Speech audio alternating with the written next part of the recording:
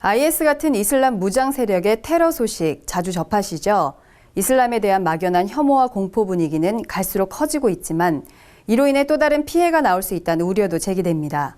이슬람 문제를 대하는 그리스도인의 올바른 자세, 김정현 기자가 짚어봤습니다. 최근 크리스천들 사이에서 스마트폰 메신저를 통해 아프가니스탄에서 이슬람에 의해 22명의 선교사들이 처형될 것이라는 메시지가 빠르게 퍼졌습니다. 또한 전북 익산의 할랄 단지가 완공되면 3년 안에 100만 명의 이슬람 지도자가 국내에 들어올 것이라는 소문이 SNS 등을 통해 떠돌기도 했습니다. 이 두 가지 소문은 과장됐거나 사실이 아니었습니다. 지금 우리 교회와 사회에는 이슬람에 대한 공포, 이른바 이슬람 포비아가 급격하게 커지고 있습니다.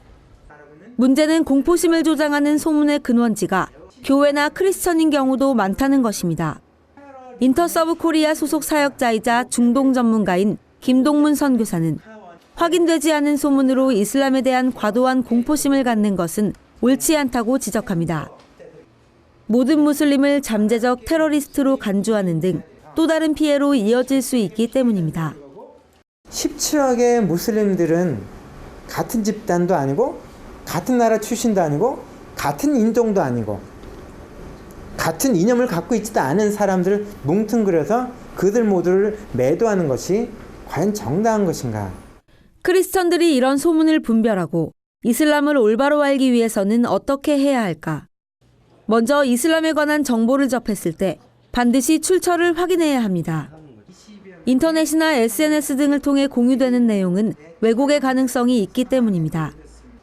또한 소문에 대해 주관적 의견이 아닌 뒷받침할 근거와 객관적 정보를 확인해야 합니다.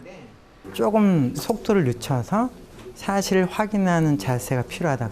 무슬림은 똑같아 라고 몰고 나가는 것은 이건 집단적인 무지의 행동인데 그것에 대한 일반화의 오류는 좀 피할 필요가 있다.